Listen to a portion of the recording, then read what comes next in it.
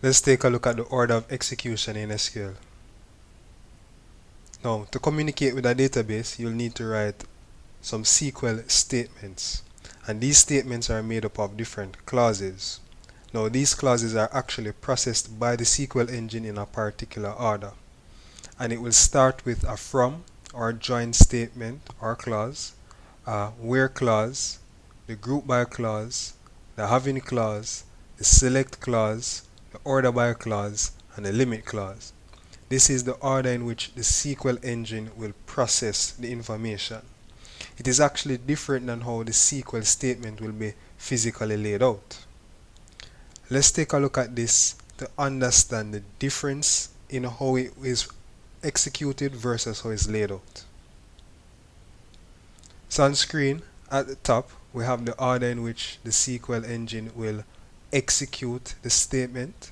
However, below we are seeing a select statement. So we are seeing where it is noted that the select keyword would be processed as the fifth thing. However, in the statement we are seeing where it's the first item. The from is seen as the first item. However, when you list it out in the statement, it is the second item. The where the third, however, it's listed as the second item to be executed. So as we're seeing on screen, the way in which the statement is written is actually different than how it will actually execute. So this statement will be executed by saying we're first looking at this particular table and this particular table. So the first thing the SQL engine will do is to find these particular tables. Then it will apply the where clause, which is filtering out the records that it needs to look at. So in this case it will be filtering out for only colors in this particular selection. Then what it will be doing is it will be grouping these items by the name, the color, and the quantity. And after that, it's going to utilize the having clause, which is going to be looking at items where the sum of the order quantity times the unit price is greater than 5,000. And then it will use the select statement.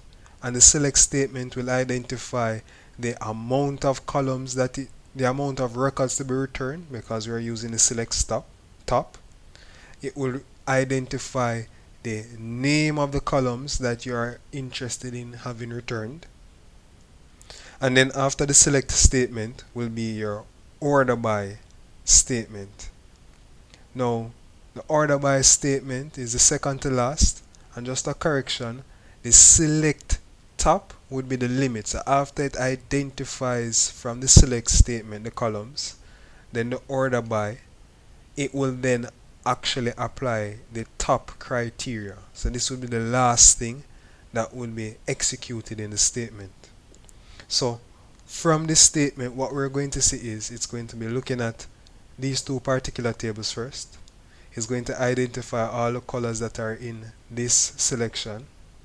Then it will be grouping the information by these three criteria, namely the name column, the color column, and the order quantity. And then it will do an additional filter based off of the group by ensuring that the sum of the order quantity times the unit price is greater than 5,000. Then it will pull out the columns that we wish to have returned. Then it will order the items by the sum of the order quantity times the unit price in descending order, and it will return the top 15% of these records that meets the criteria. So let's execute and see how it will. So what we're seeing now is the result. It grouped all of the items, it identified the colors, the order quantity, and this is the sum of the total of the order quantity times the unit price, and this is the number of items that have been grouped together. So this is a mountain 200 black, with the color being black, order quantity 1, the total is 1.4 million, and the amount of items grouped together is 707. So this is saying that 707 mountain 200 was ordered once, and this is the total amount of those orders.